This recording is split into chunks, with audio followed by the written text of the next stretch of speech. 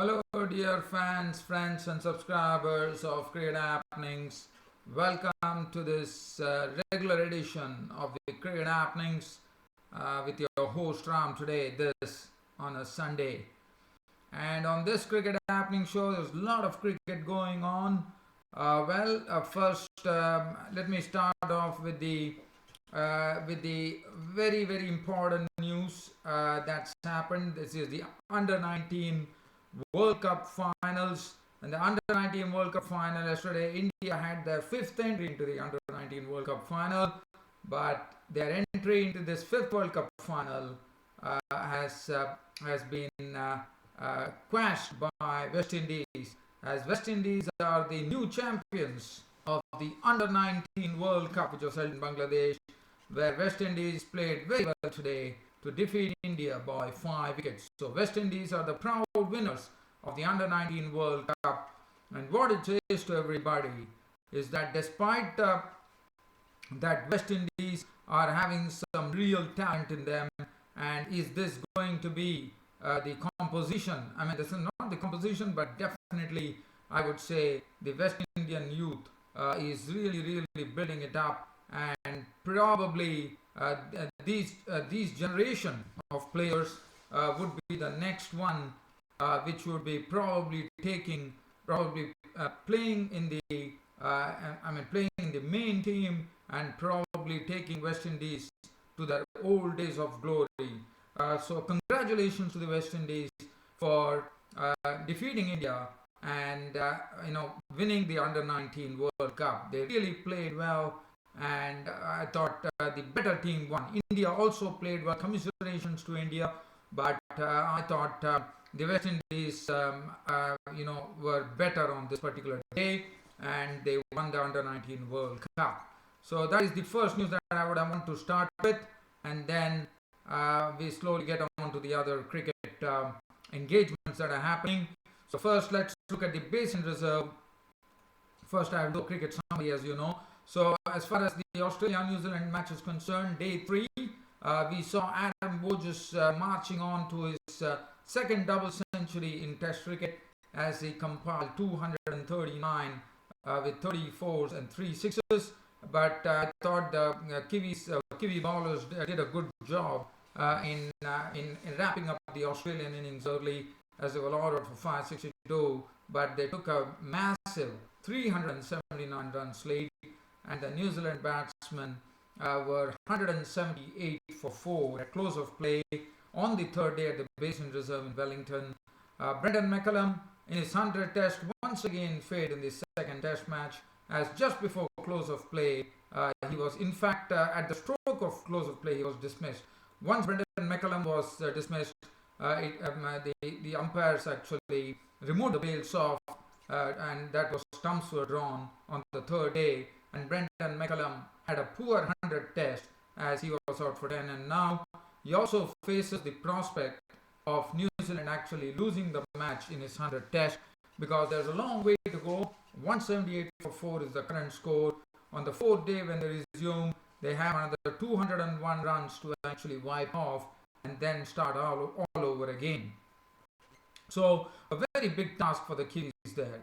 Now, the next match that I would like to talk about is India versus Sri Lanka. Today was the final T20 of the series, and India, I would say, almost exacting revenge for for the shock defeat that India suffered at the hands of the Sri Lankans.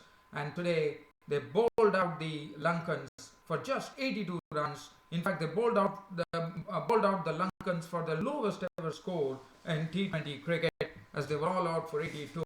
And the main chief wrecker was Ravichandran Ashwin. The ball definitely was turning right from the word go. So it was a turning pitch, and Ravichandran Ashwin, what a remarkable spell of bowling. In fact, Ravichandran Ashwin is the one who actually holds the record for India in T20 cricket for having bagged 4 wickets for 11 runs, and today he bettered his own mark by 3 runs lesser, as he picked up 4 wickets for 8 runs in a spell of 4 overs, 1 maiden, 8 runs and 4 wickets, and with only 82 runs scored.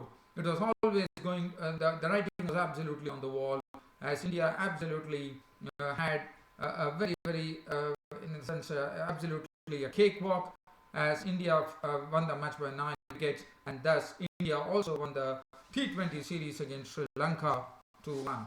As far as the final ODI between England and South Africa were concerned, that was the one that was really, really looking forward to, and the battle was absolutely on. Yes, the Englishmen were restricted to 236 by the South Africans on a pitch which definitely was aiding the bowlers, but AB de Villiers coming into form at the right time. As you know, AB de Villiers has not been his usual self for quite a long time, but what a moment in the decider. AB de Villiers actually held the innings together for South Africa and saw to it that his team will actually win the series.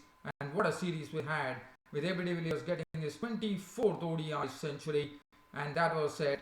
South Africa winning the series, coming from behind to actually coming from behind and really taking England up front, and South Africa won the 5-match series 3-2. So very good display by South Africa there.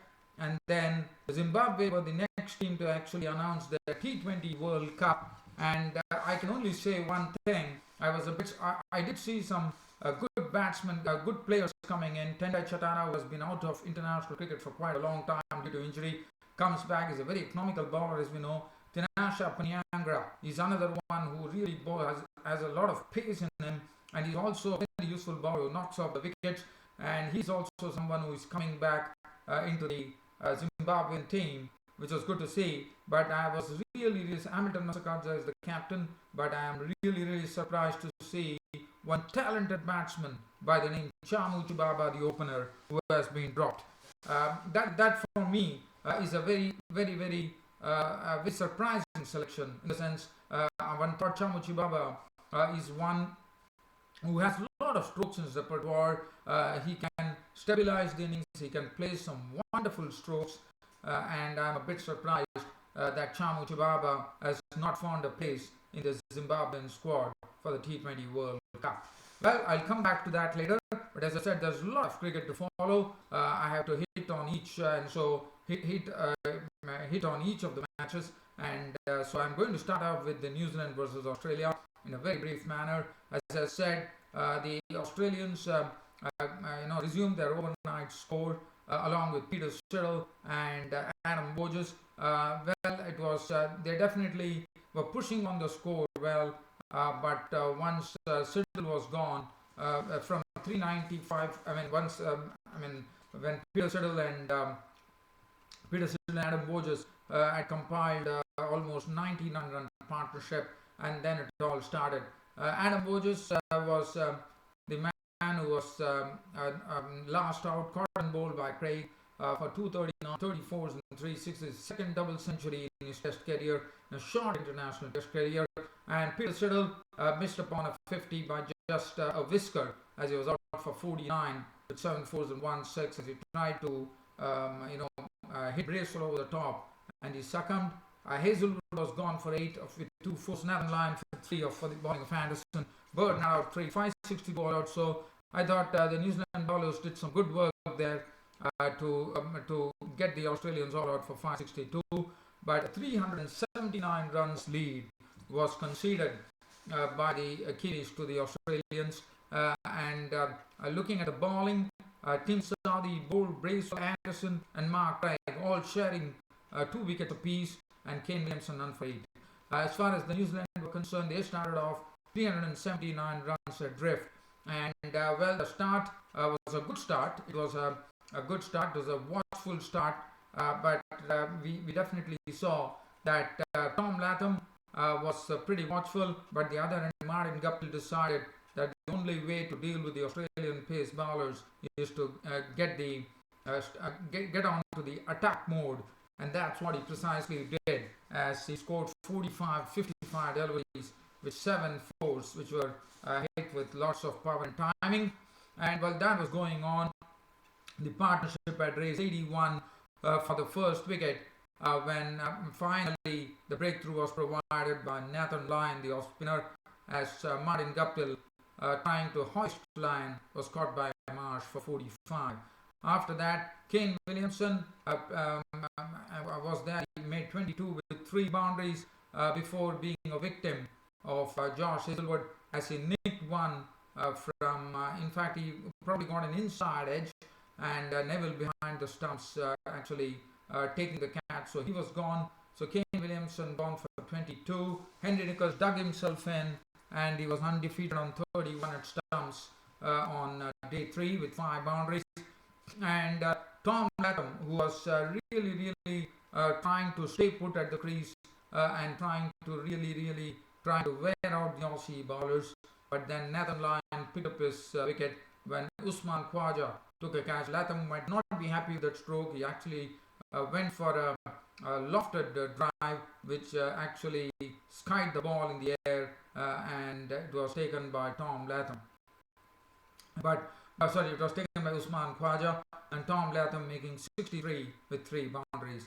Brendan McCullum, again, it was his last. The first innings he definitely failed. It was a significant test for Brendan McCullum as it is his 100th test. But in his 100th test, Brendan McCullum once again failed.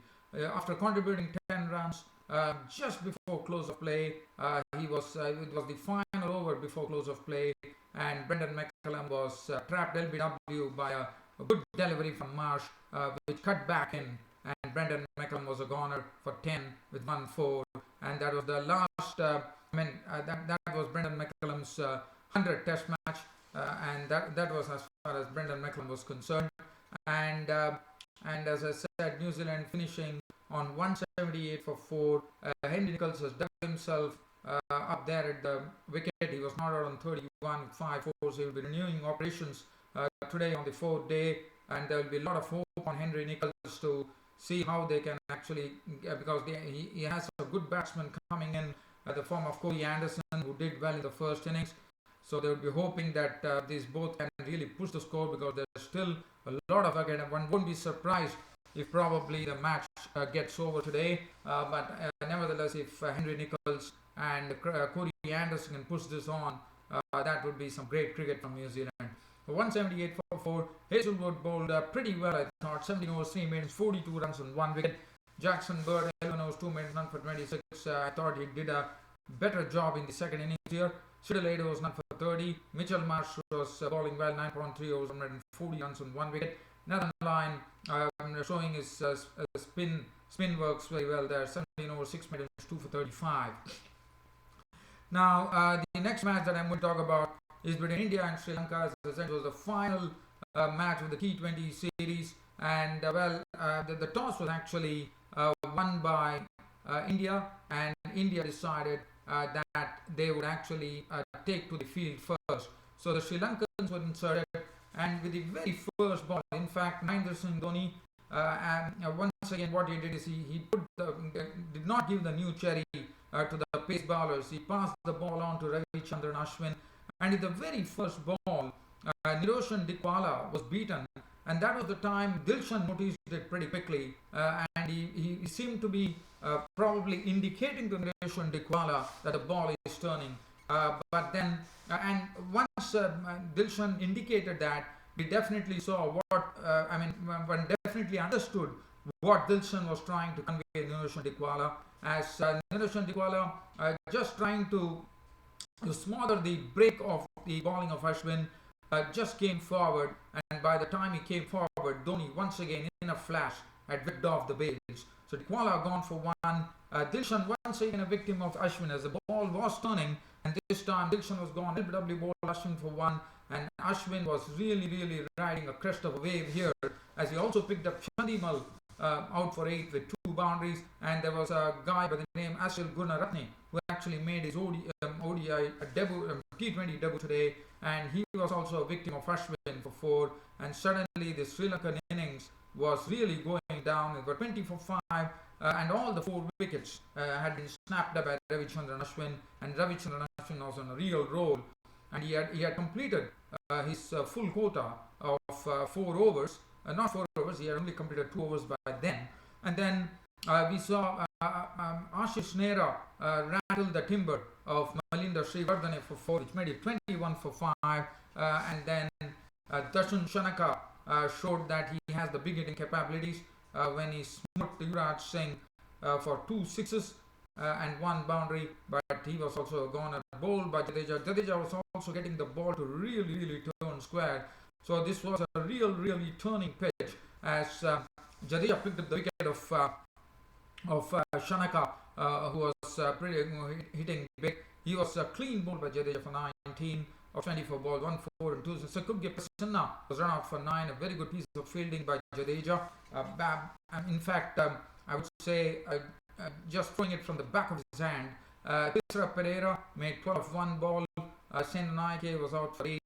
And Bumrah cleaned up Fernando. Today, Dilhara Fernando playing in the game, and the Sri Lankan innings was not going anywhere, and they really struggled against the turn of the Indian spinners as the Sri Lankans were rolled out for 82. They were all out in 18 overs. They couldn't even use the full quota of overs. And let's have a look at this. As Ravichandran Ashwin, as I said, bettered his own record for the best bowling by an Indian in T20 cricket, as he bowled 4 overs, 108 runs and 4 wickets. His previous best was 4 wickets for 11 runs. Nehra 2 overs, 1 for 17. Bumrah bowled 3 overs, 1 for 10. 4 overs, 1 made and 1 for 11 for Jadeja. Yuvraj Singh 1 over, which went for 15, but Dasun Shanaka manhandled him. Hitesh Pandya 2 overs, 3rd win, and Suresh Raina bowled 2 overs, no made and 2 for 6.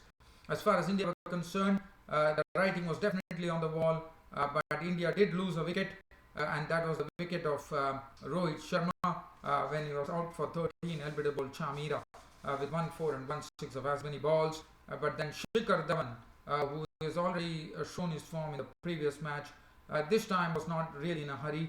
He was taking his time, and that's what he precisely did. And we also saw some very good leg side strokes being played by Shikhar Dhawan.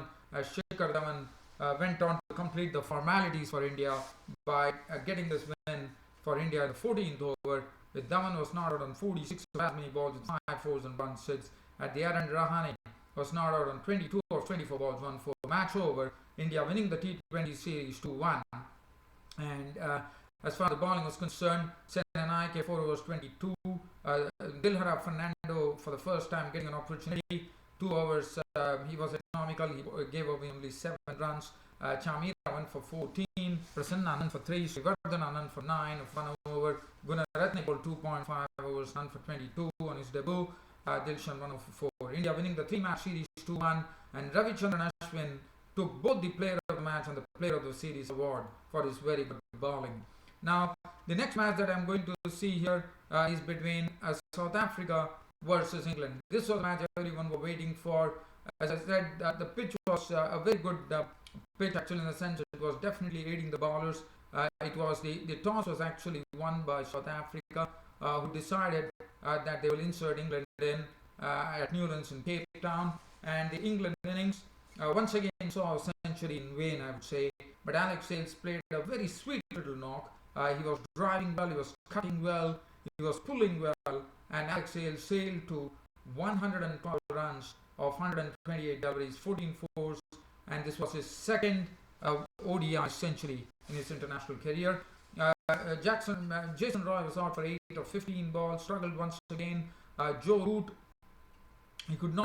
Jason Roy couldn't read the spin of Imran Tahir. Joe Root was out for 27, trying to sweep a delivery from Imran Tahir of 25 balls with 4 fours.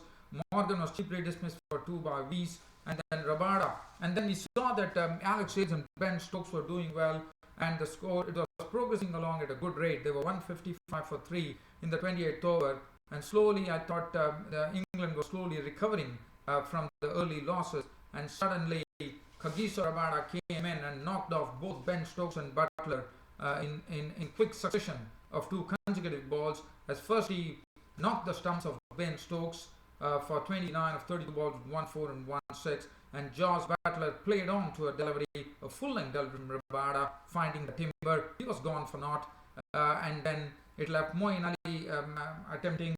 Ugly Hoyk was out for 12 of 17 balls with 1 4. Wokes was out for naught to the bowling of Weiss. Al Rashid was out for 9. Broad for 13, and the England innings wound up on 236. They were all out for 236. with the bowling. Rabada once again showing great consistency. 9 overs, 103 for 34. Kyle Abbott bowling economically. 9 overs, 1 for 28. Imran Tahir amongst the wickets, but giving away runs. 3 for 53 of his full quota. Morris was very expensive today. He's 8 overs, costing 59 runs. And David Weiss, 9 overs, no more than 3 for 50. As far as South Africa were concerned, they were going to target 237 runs to actually win the match. And they completed the 40th over. But I would say they were absolutely rocked by Reece Topley as he picked up wickets pretty quickly. As first he knocked off Quinton de Kock, who was caught behind the bowling Topley. There was a bit of a controversy as to whether Quinton de Kock was well caught. But yes, he was given out for 4 of 17 balls with 1-4. And the next wicket was du Plessis. What a beautiful in-swinging Yorker from Reece Topley to topple the stumps of du Plessis for naught. And really those who hold out, he tried to actually hit the ball over the cover region. Hales picking up the catch for 4. And the South Africans were 22 for 3 in the 8th over. And they were really, I would say, staring down the barrel at the time. But then Hashim Amla was there, who was taking his time in the crease. And he got A.B. de Villiers for company. And A.B. de Villiers, for a change, we saw that he decided that he has a huge responsibility on his shoulders as a captain, as he slowly buckled down to the task in the company of Amla, as both really decided to see off a particular phase of play. And then finally, when that was over, we definitely saw A.B. de Villiers not really attempting anything rash, waiting for the loose ball to really give it a real thump. And that was going on. Hashim Amla was also playing well as the partnership slowly started building. In fact, it added a very valuable 135 runs for the 4th wicket, which was a very important partnership according to me. As while that was going on, and then Moeen Ali managed to pick up the wicket of Amla, as Amla was stumped by Butler for 59 of 93 dealt with 4 fours. It made it 147 for 4. And we saw Behadin being dismissed for 13 by Rashid. And in the meanwhile, A.B. de Villiers had gone on to his 50 and he was motoring along pretty well at the time. And then David Weiss came in. So they were 166 for 5 in the 35th over. And with A.B. de Villiers there, South Africa would have definitely known that they definitely were in with a chance here. And we saw that the bowling could not do much. A.B. de Villiers, I would say, nicely piloted his team with his 24th ODI century. He was not out on 101 of 97 balls, 11 fours and 1 6. And I thought the timing of that knock was pretty good because it came in the decider to actually give the South Africans a 3-2 series victory over England. And David Weiss, let me also tell you, David Weiss for a change here, coming in and really livening the proceedings. In fact, I thought he really gave very good support to A.B. de Villiers because David Weiss came in and he really put up a good show here when he slammed 41 unbeaten runs of just 32 deliveries with 5 fours and 2 sixes. A tall guy, as you know, David Weiss, and he also hits the ball pretty hard.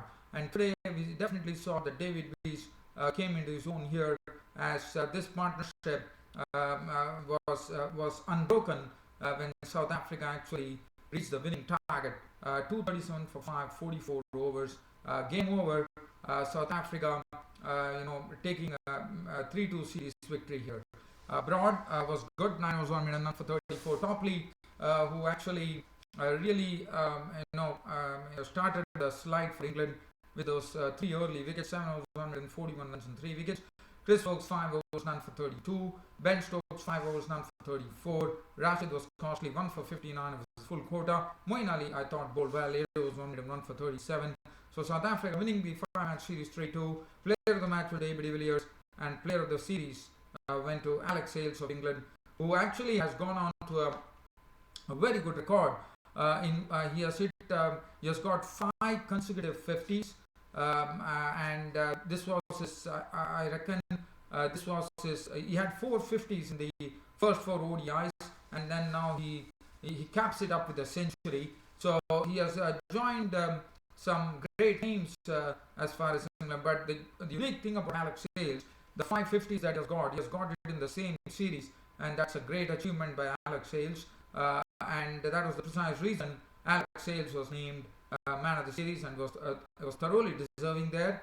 Alex Sales played a very sweet little knock today of 101 and also 112. And also, there are only a few England players who have done it. One is Jeffrey Boycott. Jonathan Trott is among the few who have actually. Graham Gooch is one, but they have not made it in one single series, 5 consecutive 50s. They have made it probably in different matches, probably 5 consecutive 50s in ODIs. But Alex Sales has got a unique record to his name, where he has made 5 consecutive 50s in the same ODI series. So Alex Sales doing a good job there. So I think that will also hold his chances good for the T20 World Cup. Okay, now before I actually conclude this cricket happening show, let's have a look at the selection that Zimbabwe have done for the T20 World Cup. Well, Hamilton Masakar is the captain. Sean Williams, these are names. Tendai Chatara, as I said, has been out of Zimbabwean cricket for quite a long time. He's back in the squad, and that's good news for them because one has seen that Tendai Chatara is a very, very economical bowler. Hits the straps pretty quickly, and in ODIs he's a very miserly bowler, according to me. And the other guy, Tinasha Paniangra, both were injured actually. And also Tinasha Paniangra is also back. He had a back injury, so he's also back. So that is good news. So that is definitely strengthening the pace bowling attack of the Zimbabwean squad there. And they have Wellington Masakadza, who is an all-rounder too, but he's more of a spinner. He's Hamilton Masakadza's brother, younger brother. And then Peter Moore, Elton Chigumbura, Sikandar Raza, Richmond Mutumbami, the wicketkeeper. Luke Jongwe has been doing very well with both bat and ball. As we saw, he did well against Bangladesh, if I'm not wrong, or Afghanistan probably. Tendai Chisoro is the other specialist spinner. They got 3 specialist spinners: Graham Creamer, Tendai Chisoro, Wellington Masakadza, Neville Madziva, Malcolm Waller, who is also a very good tonker of the ball, is a good lower order hitter, and Busi Subanda is an aggressive opening bat. Graham Creamer is an all-rounder, and Donald Tripano is a standby. But one very, very glaring omission, according to me, as far as I am concerned, is Chamu Chibaba, the Zimbabwean opener. Because Chamu Chibaba, I thought he's one bloke who's very, very talented, according to me. Really plays in the V, and I was a bit surprised because he definitely had. I mean, he's one who wouldn't be probably even able to. He definitely has lots of cricketing strokes with him. And looking at the Zimbabwean squad, one probably tended to feel that Chamu Chibaba could have got an opportunity here, because I sincerely feel for Chamu Chibaba, because I thought he's a very, very talented batsman from Zimbabwe. But probably the reason for him not being included would have been that probably they are not. They probably feel that Chamu Chibaba wouldn't be able to force the pace a lot. Probably that could be the only reason that Chamu Chibaba has been left out. But I thought, looking at the Zimbabwean squad, I for one thought that Chamu Chibaba could have been accommodated in this T20 squad. For me, it is a sort of a glaring omission. I'm a bit surprised that Chamu Chibaba is not a part of the Zimbabwean squad for the T20 World Cup. Well, dear fans, friends and subscribers, it has been a great pleasure bringing you this cricket happening show this on a Sunday, and you will be seeing more of cricket happenings, that is tomorrow on a Monday.